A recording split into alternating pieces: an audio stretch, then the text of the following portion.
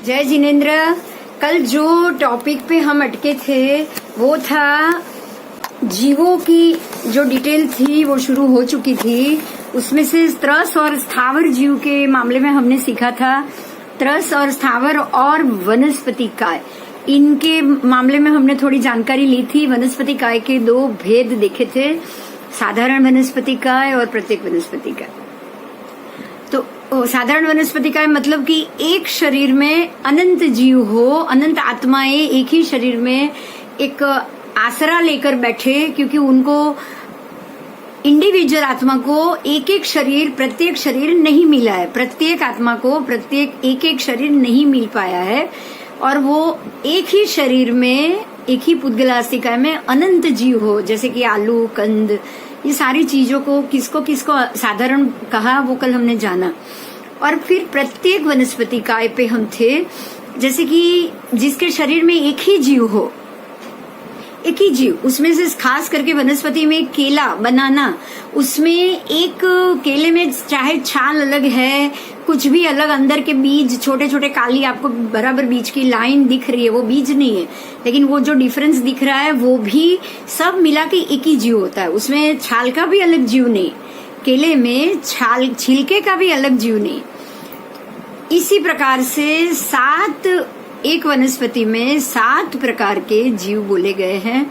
मैं फिर से नाम बोल रही हूँ। सबसे पहले तो किसी भी वनस्पति के मूल, सबसे पहले नीचे के मूल, जो बीजांकुर फूटने के बाद मूल बनते हैं और पेड़ धीरे धीरे मिट्टी में से बाहर आता है, तो वो मूल के बाद आ रहा है थर्ड, जो तना है वो मजबूत तना, मजबूत थर्ड उसका। उसके बाद आ रहे हैं पत्ते, डाली भी आप मूल में ही, थर्ड में ही गिनोगे। जो भी छोटी मोटी शाखाएं जो डाली की होती है ना, वो भी आप थर्ड में ही गिनोगे। उसके बाद आते हैं पत्ते। जितने भी पत्ते हैं ना, सारे उतने जीवात्माएं, जितने भी पत्ते हैं, छोटे बड़े, जितने भी पत्ते, कुपल छोटी छोटी, वो सारे जीवात्माएं, एक एक में एक एक आत्मा है। उसके बाद आएंगे फूल, उस पे पहले फूल लगेंगे, तो जितने भी फूल आपको मिलेंगे उतनी जीवात्मा। अब उसके बाद है फल, और ये सारे फल में से वापस बीज बनेंगे, जिससे दूसरा पेड़ उगेगा। तो फल के बाद आ रहा है बीज, और जो भी फल आप खाने के लिए खोलो, उसकी जो छिलका होगा वो भी अलग से जीव है, छिलका भी अलग से जीव है। तो इस प्रकार से फल, फूल, छाल, छिलका मतलब छिलका, फिर थर्ड, फिर मूल, फिर पत्ते और बीज, ऐसे 7 प्रकार के प्रत्येक वनस्पति काय में जीव होते हैं। अब आओ पृथ्वी, अब, तेयु, वायु, साधारण। आपने जो जाना है, वनस्पति के 2 विभाग करो, बाकी पृथ्वी काय, अब का, तेयु काय, वायु काय, ये चारों जो काय है उसके, और साधारण वनस्पति के, प्रत्येक के नहीं, आपको प्रत्येक नहीं लेना है तो, और साधारण वनस्पति के सूक्ष्म, बादर, पर्याप्ता और अपर्याप्ता, ऐसे 4 से गिनना है। कैसे गिनोगे? सूक्ष्म पृथ्वी का है सूक्ष्म, अप का है सूक्ष्म, तेयु का है सूक्ष्म, वायु का है सूक्ष्म, और साधारण वनस्पति का है सूक्ष्म। तो इस प्रकार से सूक्ष्म के 5 हुए। अब पृथ्वी का है बादर, अप का है बादर, तेयु का है बादर, वायु का है बादर, और साधारण वनस्पति का है कि बादर। इस प्रकार से बादर के भी 5 हुए, तो टोटल 10। अब पर्याप्ता लो, तो ऐसे ही पृथ्वी, पर्याप्ता, मतलब जो पृथ्वी, सूक्ष्म, पर्याप्ता, पृथ्वी, बादर, पर्याप्ता। अब बिल्कुल इसी प्रकार से उसमें गिनते जाओगे तो पर्याप्ता भी और अपर्याप्ता भी। तो जो 10 पृथ्वी, अब तेयु, वायु, सूक्ष्म मिले, वैसे ही आपको बादर भी मिलेंगे 5, वैसे ही आपको पर्याप्ता भी मिलेंगे, और वैसे भी आपको अपर्याप्ता भी मिलेंगे। तो टोटल ये 5 को, ये 4 से गिनने से 20 भेद होते हैं। 1 मिनट में जरा वापस जा रही हूँ, क्योंकि किसी का फोन आया, वो वेट कर रहे हैं। 1 मिनट। अभी इसमें कुछ ना समझ में आया हो तो पूछ लो, मैं आपके सामने आ रही हूँ। इसमें कुछ समझ में ना आया हो तो पूछ लो प्लीज। आपको आपको पृथ्वी, अप, तेयु, वायु और साधारण वनस्पति, ये 5 के सूक्ष्म पर्याप्ता, सूक्ष्म अपर्याप्ता, देखिए ये 5 के सूक्ष्म पर्याप्ता, सूक्ष्म अपर्याप्ता, टोटल 10 भेद हुए। सूक्ष्म पर्याप्ता के 5, सूक्ष्म अपर्याप्ता के 5, और बिल्कुल ऐसे ही पृथ्वी, अप, तेयु, वायु और साधारण वनस्पति के बादर पर्याप्ता और इन्हीं 5 के बादर अपर्याप्ता, ऐसे टोटल 10 भेद हुए। ठीक है, अभी मैं आगे जा रही हूँ। कोई क्वेश्चन हो तो पूछ लो आगे में, जिन्होंने सुना है उनमें है कोई क्वेश्चन प्लीज? ठीक है जी, ठीक है जी। तो जो आपको जो 10 पर्याप्ता अपर्याप्ता जाना है, इसी में हम आगे वनस्पति में से ही इसके आगे आगे भेद आएंगे। तो पृथ्वी, अप, तेयु, वायु काय और साधारण वनस्पति काय के सूक्ष्म पर्याप्ता, सूक्ष्म अपर्याप्ता, ऐसे 10 भेद, और पृथ्वी, अप, तेयु, वायु, साधारण वनस्पति के बादर पर्याप्ता, बादर अपर्याप्ता, ऐसे टोटल और 10 भेद, टोटल 20 भेद हुए। अब आपका प्रत्येक वनस्पति काय बाकी रहा, वनस्पति का दूसरा विभाग बाकी रहा। तो प्रत्येक वनस्पति काय बादर ही है, उसमें सूक्ष्म नहीं है। प्रत्येक वनस्पति काय बादर ही है, तो प्रत्येक वनस्पति काय बादर पर्याप्ता, प्रत्येक वनस्पति काय बादर अपर्याप्ता, ऐसे मिला के स्थावर काय के कुल 22 भेद होते हैं। तो आपने स्थावर के 22 भेद जाने। अब मैं ये पर्याप्ता, अपर्याप्ता या स्थावर जो भी अभी जो सब्जेक्ट आया है, उसके लिए महात्मा ने आपको ब्रैकेट में कुछ लिखा है, उसको भी हम अभी समझ लेंगे। ठीक है, अभी समझ लेंगे। अब जो ब्रैकेट में लिखा है वो है सूक्ष्म। तो सूक्ष्म का मतलब क्या है, आपको जैसे सूक्ष्म शब्द आया उसका मतलब समझाया है कि सूक्ष्म नाम कर्म के उदय से, अगर आपने ऐसा कर्म बांधा है कि आप सूक्ष्म में जाकर जन्म लो, तो वो कर्म के उदय से जो जीव सूक्ष्म पृथ्वी काय के रूप में उत्पन्न होते हैं, हो जाते हैं, उनको वहां पे जन्म मिल जाता है। अब उनको सूक्ष्म पृथ्वी कायादि, ये सारे सूक्ष्म पृथ्वी, अप, तेयु, वायु और साधारण वनस्पति काय में जो सूक्ष्म रूप में जन्मे हैं, उनको केवली, सिर्फ केवली अवधि ज्ञानी, विशिष्ट अवधि ज्ञानी या केवली, ये 2 के अलावा उसको कोई देख नहीं पाता, उसको कोई देख नहीं पाता। विशिष्ट अवधि ज्ञानी देख सकते हैं क्योंकि उनको कुछ क्षेत्र तक का अवधि ज्ञान होता है, उनको कुछ क्षेत्र तक का अवधि ज्ञान होता है, इसलिए विशिष्ट अवधि ज्ञानी उनको देख सकता है और केवली परमात्मा उनको देख सकते हैं। इनके अलावा किसी को भी दृष्टि का ये विषय नहीं बनते, मतलब और कोई देख नहीं सकते उनको। तो जो बाकी सबके लिए सर्वदा अदृश्य हो, ऐसे जीवों को सूक्ष्म कहा जाता है। ठीक है, तो सूक्ष्म का मतलब ये हो गया, फिर से कह रही हूँ, सूक्ष्म का मतलब ये हो गया कि ये जो सूक्ष्म जीव है उनको सिर्फ केवली परमात्मा और विशिष्ट क्षेत्र तक का अवधि ज्ञानी ही उनको देख सकता है, बाकी कोई उसको नहीं देख सकता, इसलिए उनको सूक्ष्म कहा गया है, माइक्रो, जो कोई देख नहीं सकता। अब हम आगे जाएंगे। बादर, बादर का मतलब क्या हुआ? तो बादर का अर्थ है जो जीवों का शरीर आप देख सकते हो, जो जीवों का शरीर आप देख सकते हो, आपकी दृष्टि का विषय बन सकता है, उसको बादर जाना जाता है। बहुत सिंपल है। सूक्ष्म वो है जो हम देख नहीं पाते और बादर वो है जिनको हम अपनी ये स्थूल दृष्टि से देख सकते हैं। अब आगे पर्याप्ता, पर्याप्ता जानेंगे। अभी जो 2 लाइन में है हम 2 लाइन में समझेंगे, फिर आगे पूरा आएगा तब पूरा समझेंगे। पर्याप्ता का अर्थ है जो जीव जितनी पर्याप्ति की जरूरत हो उतनी पर्याप्ति पूर्ण करने के बाद ही मृत्यु को प्राप्त हो। जो जीव को जितनी पर्याप्ति की जरूरत है वो उतनी ही पर्याप्ति पूर्ण करने के बाद मृत्यु को प्राप्त हो, उसको पर्याप्ता कहा जाएगा।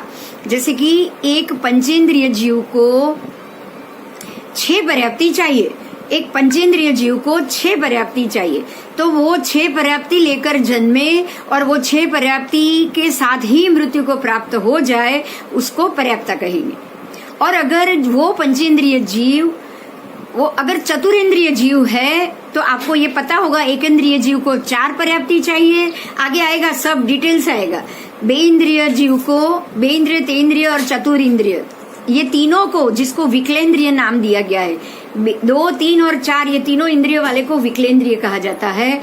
और हर एक विकलेंद्रिय को 5 पर्याप्ति चाहिए और पंचेंद्रिय को 6 पर्याप्ति चाहिए। जैसे कि हम मनुष्य, हम पंचेंद्रिय भी है और संगनी पंचेंद्रिय भी है। तो संगनी पंचेंद्रिय जीव 6 पर्याप्ति को लेकर जन्मे और ये 6 पर्याप्ति के साथ ही वो मृत्यु को प्राप्त हो तो उसको पर्याप्तता माना जाएगा। अब मैं अपर्याप्तता का भी बोल देती हूँ, बाद में क्वेश्चन कीजिएगा। अब मैं अपर्याप्ति की बात कर रही हूँ। अपर्याप्तता तो जो जीव जितनी पर्याप्ति की जरूरत हो पर उसको उतनी पर्याप्ति प्राप्त होने से पहले ही मृत्यु आ जाए, वो उतनी पर्याप्ति प्राप्त कर पाए उससे पहले ही उसको मृत्यु आ जाए, तो उसको अपर्याप्त कहा जाएगा। ठीक है, आपको पर्याप्त मैंने बता दिया है कि एक इंद्रिय को 4, विकलेंद्रिय को 5 और पंचेंद्रिय को 6 पर्याप्ति।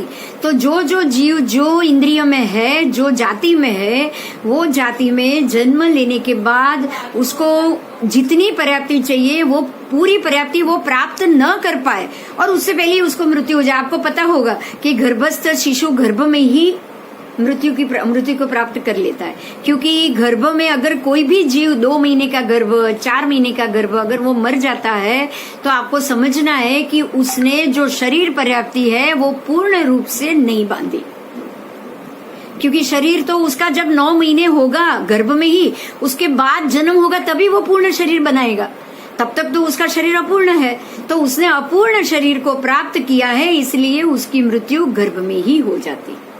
तो उसने जरूर शरीर पर्याप्ति पूर्ण रूप से नहीं बांधी है। ठीक है, ये मैंने एग्जाम्पल दिया है। आपको कोई क्वेश्चन है मेरे हिसाब से तो अभी आप अगर क्वेश्चन करना भी चाहोगे ना तो इतनी बात समझना कि 2-2 लाइन में पर्याप्ति आप पूरी तरह से नहीं समझ पाओगे। फिर भी किसी को क्वेश्चन है तो पूछ सकता है, बोलिए।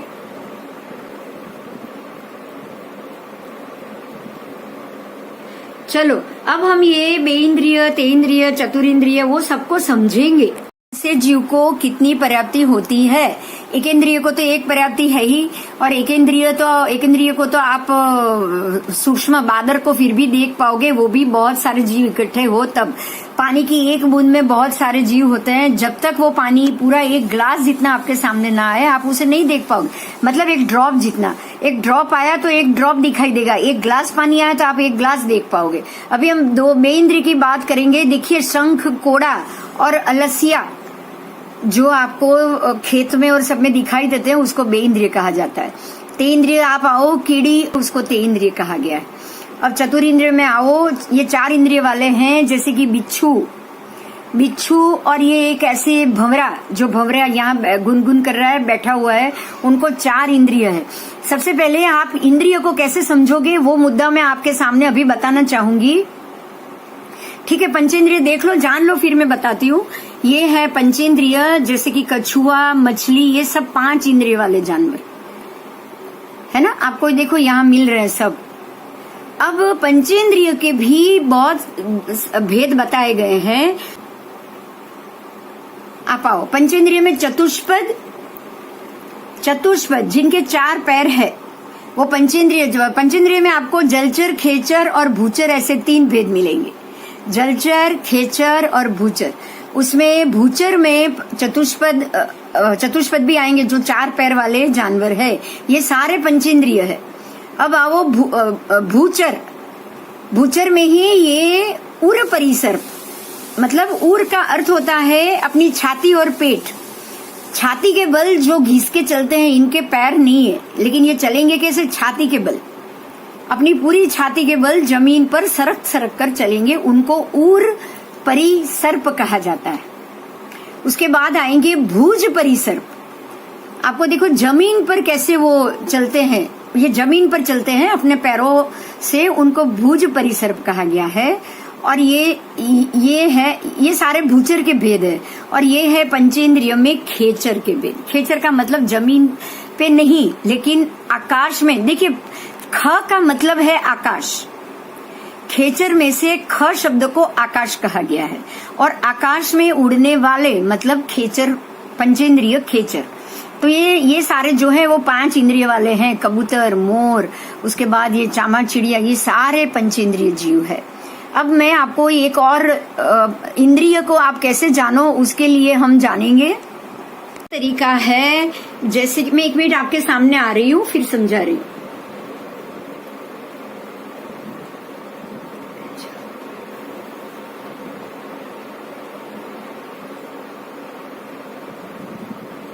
आपको मैं दिखाई दे रही हूँ? कोई जवाब दीजिए प्लीज। मैं दिखाई दे रही हूँ? अच्छा अच्छा, ठीक है ठीक है। देखिए जो हमारे देखा था। हाँ, ओके ओके ओके ओके। अच्छा, पिक्चर देखा ही नहीं, वो पाछू करावीस। ओके, हम लोग फिर से कर लेंगे, कोई बात नहीं। जैसे कि आप अपने शरीर को आप पहले देखो, आप पंचेंद्रिय हो तो आपके शरीर में आपको 5 इंद्रिय मिलेगी। ये 5 इंद्रियों को बहुत सरल तरीके से समझने के लिए आपको, जैसे कि आपकी ये चमड़ी है, उसका सबसे पहले चेहरे पे आपको 5 इंद्रिय मिल जाएगी। सबसे पहले ये चमड़ी है, इसको स्पर्शनेंद्रिय बोलोगे। स्पर्शनेंद्रिय मतलब जिससे स्पर्श करो, आप हो पाओ, आप जिसको छू पाओ। ये आपका शरीर है, आप उसको छू सकते हो, आप उसको स्पर्शन कर सकते हो, इसलिए ये आपकी एक इंद्रिय हो गई, स्पर्शनेंद्रिय। उसके बाद रसनेंद्रिय मतलब आपका मुंह, आपकी जीभ, जिसके ऊपर कुछ भी रखने से आपको रसना का मतलब है रस, स्वाद। रस का अर्थ होता है स्वाद। आपको स्वाद का पता चले। आप जीभ के ऊपर कुछ कड़वा रख दोगे तो कड़वाश का मालूम पड़ जाएगा कि ये चीज कड़वी है। अगर जीभ के ऊपर कुछ ऐसा तीखा आ गया तो आपको मालूम पड़ जाएगा कि इसमें मिर्ची ज्यादा है। तो स्पर्शन का मतलब है स्पर्शन का मतलब है चमड़ी, और रसन का मतलब है रसना, स्वाद का पता चलना, रस का मालूम पड़ जाना। तो ये रसनेंद्रिय, ये दूसरी इंद्रिय। देखो, ये पहली है, ये दूसरी है। अब एक के बाद एक ऊपर आओ। यहाँ घ्राणेंद्रिय, पहली, दूसरी, तीसरी, आप ऐसे ही ऊपर बढ़ोगे। ये है घ्राणेंद्रिय। यहाँ से नासिका से आप बाहर की चीज को हवा के माध्यम से अंदर लेकर सूंघ सकते हो, घ्राण कर सकते हो, और सुगंध लेकर आप वो क्या है क्या नहीं है उसका ज्ञान भी ले सकते हो, और आप दूसरों को बता भी सकते हो। तो ये घ्राणेंद्रिय है, और ये तीसरी इंद्रिय है, तीसरी इंद्रिय। उसके बाद आओ, चौथी इंद्रिय है चक्षु इंद्रिय, मतलब किसी चीज को देख पाना। आप 1 बाय 1 जाओगे। ये पहली, ये दूसरी, ये तीसरी, ये चौथी, और ये हो गई चक्षु इंद्रिय, और ये 5वीं है स्रोत इंद्रिय, ये लास्ट आएगा। अब आपको कैसे इसको समझना है, जैसे कि एक इंद्रिय है ना, उसको सिर्फ शरीर है। एक इंद्रिय वाले जीव सिर्फ शरीर, जैसे कि पानी अपकाय, तेवकाय, वायुकाय और वनस्पति काय में भी प्रत्येक वनस्पति काय सिर्फ शरीर है, सिर्फ शरीर है। तो ये एक इंद्रिय है, उनको सिर्फ ये चमड़ी है, मुंह नहीं है, रसना नहीं है, घ्राण नहीं है, चक्षु नहीं है और स्रोत नहीं है। एक इंद्रिय वाले को ये 4 नहीं है। अगर 2 इंद्रिय है तो उसको ये आपको स्पर्शन इंद्रिय भी है और रसना इंद्रिय भी है, मतलब उनके पास ये 2 आ गई। तो जो 2 इंद्रिय होंगे ना, वो ये 2 के साथ है, पहले और दूसरे के साथ। उनको मुंह से खाना भी है, और मुंह से गुन छोटी छोटी आवाज भी करनी। वो अपनी भाषा में आवाज करेंगे, क्योंकि उनको 2 इंद्रिय है। अब आओ वो 3 इंद्रिय के पास आओ, नाक के पास आओ, तो उनके पास अभी 3 इंद्रिय हो गई। जैसे कि कीड़ी, चींटी, आपको पता होगा कहीं भी आटा गिरा या शक्कर गिरा तो वहां ढेरों कीड़ियां पहुंच जाएगी, क्योंकि वो आती है घ्राण से, सुगंध से आती है। उसको वो शक्कर गिरी है, उसकी सुगंध आ जाती। उसको कहीं कोई, जैसे कोई वांदा, कॉकरोच या कोई मर गया है तो उसकी सुगंध से वो वहां पहुंच जाएगी। तो घ्राण वाला गंध लेकर जहां पे जाना है वो सुगंध उसको खींच के वहां तक ले जाती। उनके पास भी रसना है, वो अपनी अपनी भाषा में एक दूसरे से बात करते होंगे। आप देखो, जब 2 कीड़ी मिलती है ना तो एक दूसरे के सामने मुंह को टच करती, एक के मुंह को दूसरे का मुंह छूता है। तो क्यों? क्योंकि उनके पास रसना तो है ही, पर वो जो भी आवाज आती होगी, जो भी छोटी आवाज में बोलती होगी, वो दोनों एक दूसरे से बात करके निकल जाएंगे। क्योंकि अगर रसना है तो आवाज भी है, बोली भी है। अगर घ्राण है तो सूंघने की शक्ति भी है, वो सूंघ लेती। अब आओ चक्षु पे आओ। जैसे ही चक्षु इंद्रिय आई तो वो देख पाएंगे। अब यहाँ पे आपने देखा चौथी इंद्रिय में वो है बिच्छू। बिच्छू के पास चक्षु है, बिच्छू के पास आवाज नहीं है। आवाज नहीं है तो इसीलिए आप उसको जाके पकड़ सकते हो, आप उसको जाके पकड़ सकते हो, क्योंकि आप चुपके से जाओगे ना तो उसके पास श्रोतेंद्रिय नहीं है कि वो दूसरी आवाज को सुन पाए, वो समझ नहीं पाता है। और आप उसको चिमटे में पकड़ो और डंक काट के फेंक दो, ऐसे तो बहुत लोग करते हैं। आसपास कहीं भी बिच्छू दिखाई दिया तो उसको मारेंगे नहीं, उसका डंक काट लेंगे। तो आप जब डंक पकड़ने के लिए भी उस तक पहुंचोगे ना तो उसको आपकी आवाज नहीं आएगी। भंवरे के पास आप हाथ भी लेके जाओगे, मच्छर के पास आप हाथ भी लेके जाओगे, उसको मुट्ठी में भी पकड़ लोगे, तब तक उसको आवाज नहीं आती है कि कोई मेरे को छूने के लिए आ रहा है, उसको ये पता नहीं चलता है। तो बात क्या हुई, जिनके पास ये चार ही इंद्रिय है, स्पर्शन, रसन, घ्राण और चक्षु, वो आवाज नहीं सुन सकता। और हम लोग बहुत सारी ऐसी बातें सुनते रहते हैं कि सांप को कान नहीं है, सांप को कान नहीं है। आपको यहाँ बताया गया है कि सांप पंचेंद्रिय उर परिसर्प है, परमात्मा ने उसको पंचेंद्रिय उर परिसर्प माना है। आप किसी भी बातों को ध्यान मत देना, आज जो साइंस कह रहा है वो जो भी कह रहा है, लेकिन सांप के पास श्रोतेंद्रिय है और वो श्रोतेंद्रिय की वजह से ही आसपास क्या आवाज आ रही है, क्या सुन रहा है, आप उसके पास जाने की कोशिश करोगे ना तो वो बिल्कुल फन उठा के सामने खड़ा हो जाएगा, कहीं से थोड़ी सी भी उसको आवाज उसके कानों में आ गई तो हम परमात्मा की बातों पे ही यकीन करेंगे कि उर परिसर्प में सर्प और अजगर सबको पंचेंद्रिय कहा गया है। अब आओ, मैं वापस आपको पिक्चर देखा नहीं था, मैं आपको पिक्चर में लेके जा रही हूँ, फिर आप समझो। अगर आपको लगे कि इसमें से कुछ क्वेश्चन है तो आप बाद में जरूर क्वेश्चन करना। अब आप वो पिक्चर में आ जाइए, आपको अभी मालूम पड़ जाएगा। अभी जाना उसको अभी हम पिक्चर में समझेंगे। देखिए, ये बेइंद्रिय जीव है जिसके पास कौन कौन सी इंद्रिय होगी, तो स्पर्शन है और रसना है, शंख और कोड़ा और अलसिया, ये दोनों के पास स्पर्शन है, मतलब उनका शरीर है, और रसना भी है। वो मुंह से कुछ न कुछ खाना पीना जरूर खाते हैं, क्योंकि उनके पास मुंह है, उनके पास स्वाद है, तो उनके पास आवाज भी है। वो आवाज हम नहीं सुन सकते, वो अलग बात, लेकिन उनके पास जरूर है, क्योंकि दो इंद्रिय है। अब आप आओ तेइंद्रिय में देखो आपको क्या क्या जीव मिलेंगे। उसमें आपको चींटियां भी है और हाँ, तो करोलिया है, बराबर परफेक्ट, आपने बहुत अच्छा बता दिया। हाँ, मकड़ी है, ये मच्छर नहीं। तो मकड़ी की भी आप मुंह से आप आवाज नहीं सुन सकते हो, लेकिन वो अपनी भाषा में जरूर बोल सकती है। क्यों? क्योंकि उसके पास तीन इंद्रिय है। उसके पास पहली इंद्रिय है उसका शरीर, दूसरी इंद्रिय है उसका मुंह, स्वाद, रसना, और तीसरी इंद्रिय ही है उसकी घ्राण शक्ति। और ये चींटी आपको मैंने बताया अभी थोड़ी देर पहले कि चींटियां जहाँ भी शक्कर हो या सुगंध हो वो वहां तक जरूर पहुंच जाएगी, और जैसे हम बोलते हैं ना 100-200 के मात्रा में वो वहां पर इकट्ठी हो जाएगी। अब आप आओ ये चौरिंद्रिय में भंवरा और बिच्छू, जो हमने थोड़ी देर पहले ही इसकी चर्चा की कि बिच्छू के पास कान नहीं है, चार इंद्रिय है तो कान के अलावा बाकी सारी इंद्रिय आ गई। तो ये कान नहीं है, यही कारण है कि बिच्छू के पास आप चुपके से चले जाते हो, भंवरे के पास आप चुपके से चले जाते हो, उसको आप मुट्ठी में भी पकड़ लेते हो, लेकिन उसको आपकी आवाज नहीं आती, आपके चलने की या सरसराहट की उसको आवाज नहीं आती।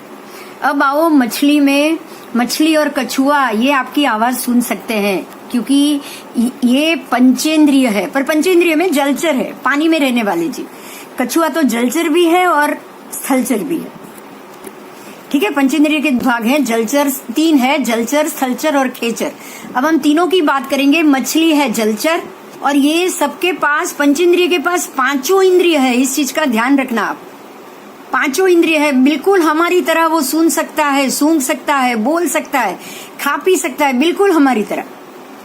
अब आओ ऐसे ही देखिए, ये चतुष्पद पंचेंद्रिय, तो शंख में जब जीव होता है ना, अंदर होता है ना, वो चल के एक जगह से दूसरी जगह जाते हैं। जब अंदर से जीव निकल जाए, हमारे जो मंदिर में रहते हैं ना, वो अंदर का जीव निकल गया है, अब वो नहीं चल पाएंगे। तो इस प्रकार से ये चतुष्पद, जैसे कि पैर के अंदर जलो होती थी, जलो, आपको ये मालूम होगा, पहले के जमाने में बहुत होता था ये। लेकिन शंख के अंदर जो जीव होता है ना, वो शंख के अंदर जो जीव बैठता है वही उसको चलाता है। लेकिन अब मैं आपको एक बात बताना चाहूंगी, क्योंकि ये मेरा खुद का भी, हम सबका एक्सपीरियंस है। आप कहीं भी टॉप स्टेशन में, हिल स्टेशन में जाओगे तो आपने शूज भी पहना होगा ना, आपने खुद ने शूज भी पहना होगा ना, तब भी ये शेतूर जैसा लाल बड़ा कीड़ा होता है, वो आपके शूज होने के बावजूद भी डंक मारेगा और बिल्कुल अंदर तक आपका खून चूस लेगा। ये जो ट्रीटमेंट होती है वो अलग है, वो बेइंद्रिय है, लेकिन ये चलता फिरता कीड़ा है, ये त्रस पंचेंद्रिय जीव है। પાણીનો રોગ થતો હતો પહેલા, તો એમાં ગાળો થતો હતો, તો છે ને આપણા બોડીના અંદરથી છે ને એને ધીમે ધીમે છે ને શરીર ઉપર ना, उसको हमें खुद को रखना पड़ता है वो रोग के स्थान पे। जो दो इंद्रिय जीव है, जलो, और जो जिससे ट्रीटमेंट होती है, वो लोग अपने साथ पानी में लेके आते हैं। आपके जहाँ गड़ गुमड़ है उसके ऊपर उसको रखा जाता है और वो आपके शरीर का जो भी अशुद्ध खून है ना, उसको चूस लेता है। और जब वो पूरा चूस ले या वो कीड़ा निष्क्रिय हो जाए, तब उसको वहां से उठाकर अलग जगह पे रख लेते हैं। वो ये ट्रीटमेंट है जो बेइंद्रिय जलों से किया जाता है। लेकिन मैं जो कह रही हूँ, आप कहीं भी, आप गार्डन में या कहीं भी बाग बगीचे में घूमने जाओ ना, तो जैसे आप नहीं, बहुत सारे पैर वाला आपको नीचे अभी चौमासे में बहुत सारे जीव मिलेंगे। एक काले रंग का नहीं है, चौमासे में बहुत सारे निकल आते हैं रोड के ऊपर, अड़सिया जैसे नहीं, इनके तो बहुत सारे कान खजूरे जैसे ही, लेकिन अलग से बहुत सारे उसके, ये बिल्कुल कान खजूरा भी नहीं है, ये उससे भी ज्यादा शेतूर जैसा ही, कॉपी टू कॉपी शेतूर। और ये सारे और ये हिल स्टेशन में ही आपको ज्यादा मिलेंगे। ये तो आप, अगर आपने ध्यान नहीं दिया ना, तो वो आपके पैर के ऊपर चढ़ के आपके शूज के साथ आपको डंक मार देंगे।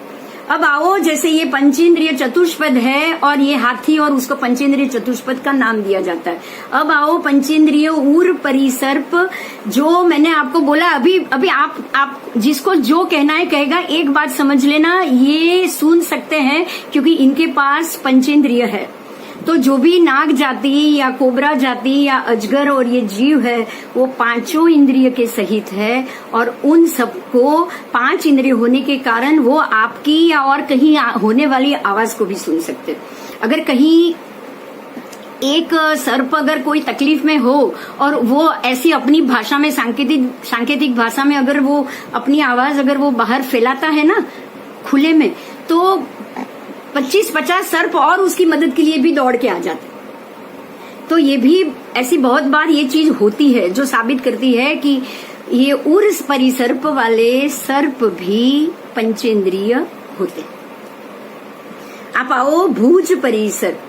उर परिसर्प अपने पेट से चलने वाले, भुज परिसर्प है जो सारे के सारे जमीन के ऊपर अपने पैरों से चलने वाले हैं, उनको भुज परिसर्प कहा गया है। और पंचेंद्रिय खेचर जीव, जो पक्षी है, जो भी हवा में उड़ते हैं, वो सारे पंचेंद्रिय खेचर हैं। अभी आपने जो पृथ्वी, अप, तेउ, वायु और साधारण वनस्पति के सूक्ष्म अपर्याप्तता जाने, और हमारे प्रत्येक वनस्पति काय के सूक्ष्म बादर पर्याप्तता और बादर अपर्याप्तता, इतने 22 भेद जाने। अब आप त्रस्काय यानी कि बेइंद्रिय, तेइंद्रिय और चतुरेंद्रिय, तिर्यंच पंचेंद्रिय जीव के भेदों को जानोगे।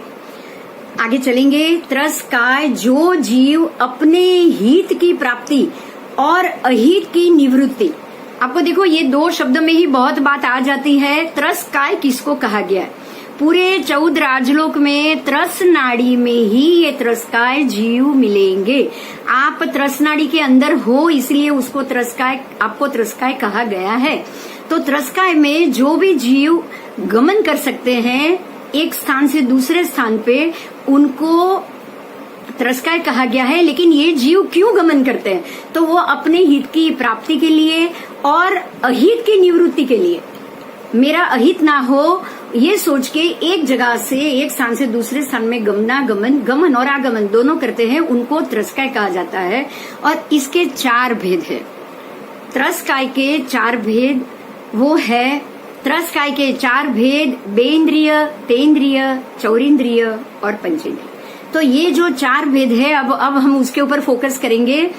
बेंद्रिय किसको कहते हैं? तो जिनको स्पर्श, शरीर और रस, मतलब कि जीभ, वो 2 इंद्रिय होती है। मैंने समझा दिया है, अगर नहीं समझ में आया तो बाद में पूछ लीजिएगा। तो शंख, कोड़ा मतलब कोड़ी, गिंगोले, बड़ी कृमि, उसके बाद जलो, चंदनक, अक्ष, फिर अलसिया, फिर जो लालिया जिसको हम बोलते हैं कि बासी रोटी के ऊपर जो बेइंद्रिय जीव आ जाते हैं। आज अगर रोटी आज पड़ी रही है तो दूसरे दिन उसके ऊपर बेइंद्रिय जीव हो जाएंगे। आप उसको देख नहीं सकते हो, लेकिन वो बिल्कुल कम मात्रा में सफेदी जैसा छाया हुआ होता है। उसके बाद कृमि, जो हमारे पेट में जो क्रमिया होता है और पेट से जो क्रमिया बाहर निकलता है, वो भी बेइंद्रिय। उसके बाद है पूरा, जो पानी में होता है। अगर पानी कुछ दिन पड़ा रहा ना तो पूरा हो जाता है, हम बोलते हैं कि पूरा हो गया, तो वो भी बेइंद्रिय। फिर काष्ठ के कीड़े, जो भी लकड़ी के अंदर जो होल बना के जो भी कीड़े रहते हैं, वो हो गए काष्ठ के कीड़े, लकड़ी के कीड़े। उसके बाद है धुन, फिर चुड़ैल आदि, मतलब उसको भी मतलब जैसे घी चुड़ैल ऐसे शब्द है उसके, जिसको बेइंद्रिय ही आपको जानना है। फिर तेंद्रिय, जो स्पर्श, रस और घ्राण, मतलब नाक, सूंघना, नासिका, ये 3 इंद्रिय है। जैसे कि कान खजूरा, कान खजूरा को 3 इंद्रिय होती है। वो सूंघ भी सकता है और सूंघने के बाद सुगंध से उसको कहाँ जाना है, कहाँ उसके लायक कोई चीज पड़ी है, वहां वो पहुंच जाता है। फिर खटमल, खटमल भी आपके खून की स्मेल से आप तक पहुंच जाता है। फिर कीड़ी, फिर उदेही, उसके बाद है लट, मंकोड़े, घीमेल, घीमेल, कातरा, ऐसे शब्द हैं जो खराब घी में उत्पन्न होता है। खराब घी में अगर जो भी घीमेल उत्पन्न हो गई, उसको घीमेल तेंद्रिय ही आपको मानना है।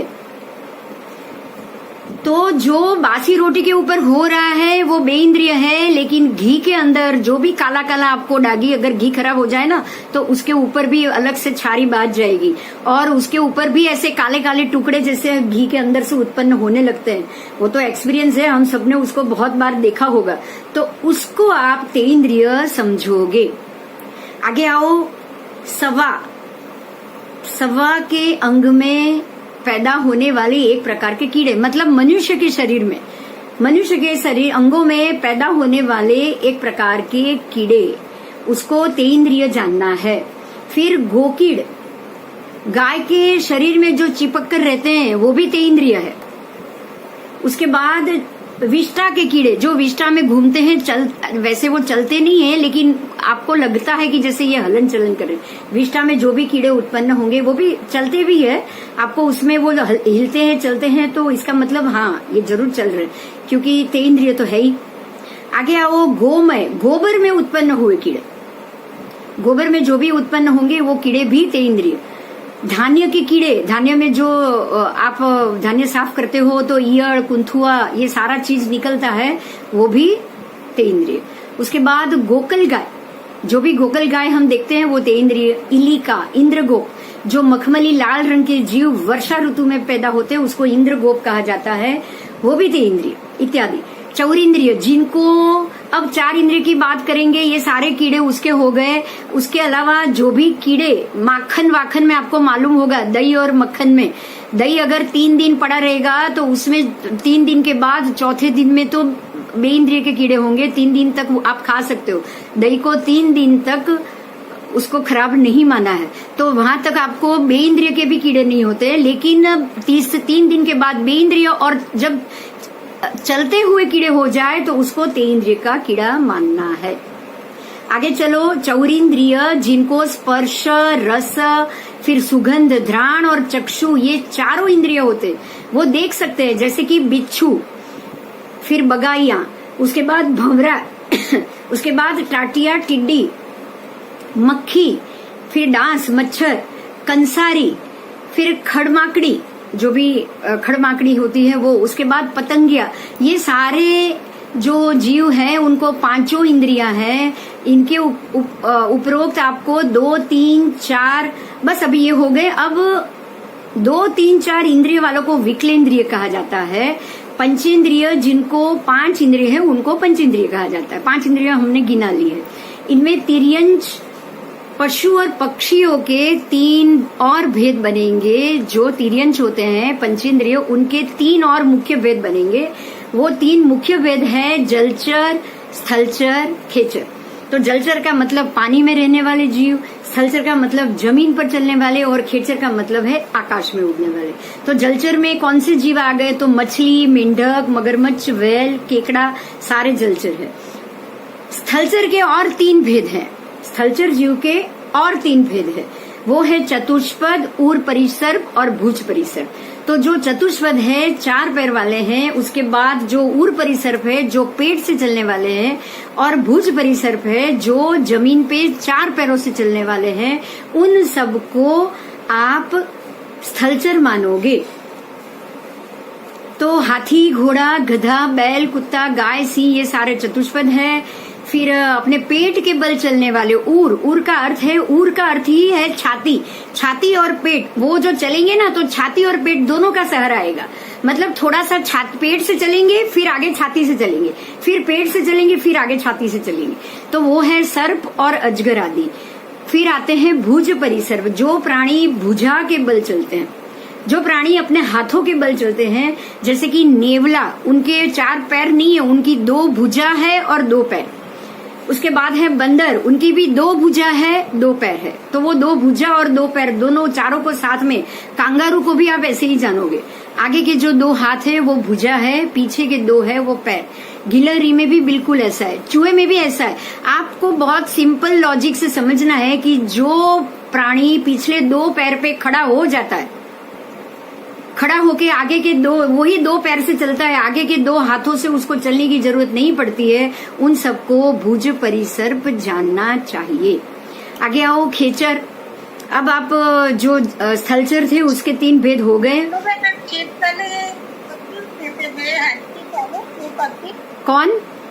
छिपकली। हाँ, छिपकली को उनकी आपके आगे की भुजा देखोगे और पीछे के पैर देखोगे ना, दोनों में फर्क है। आप देखो, आप याद करो छिपकली को। पीछे के 2 पैर टर्निंग वाले हैं और आगे के 2 सीधे हैं। अच्छा, आप छिपकली का पिक्चर दिमाग में लाओ पहले। आ रहा है? अब ध्यान से देखना।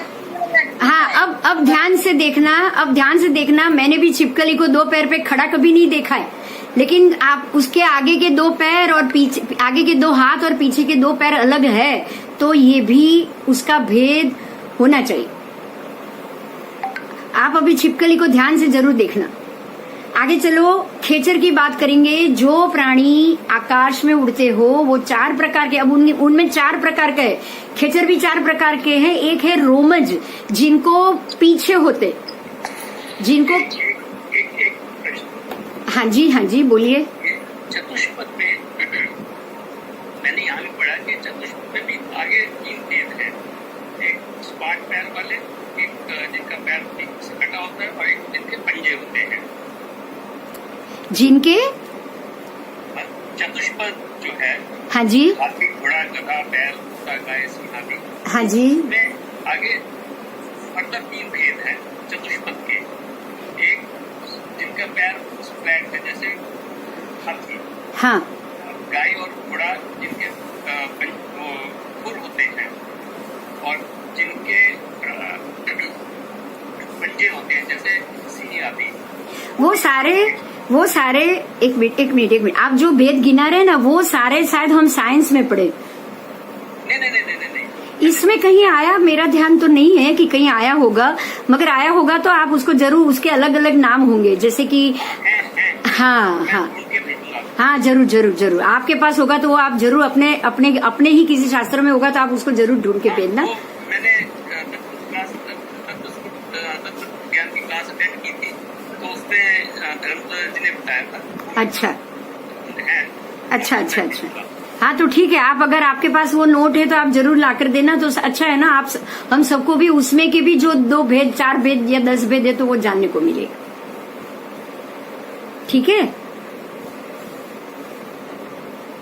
अभी यहाँ पे जो 4 प्रकार के खेचर हैं उसमें से पहला प्रकार है रोमज, मतलब उनके पीछे जैसे कि मोर, कबूतर, उन सबके एक एक मिला के पूरे पीछे का शरीर बनता है। उसके बाद दूसरा भेद है चर्मज, मतलब चमड़े की पांख। इनकी पीछे की पांख है, जो रोमज है उनको पीछा पांख में पीछे से पांख बनी हुई है, और जो चर्मज है उनको चमड़े की पांख बनी है, जैसे कि चमगादड़ आदि की पांखों में चमड़ा होता है।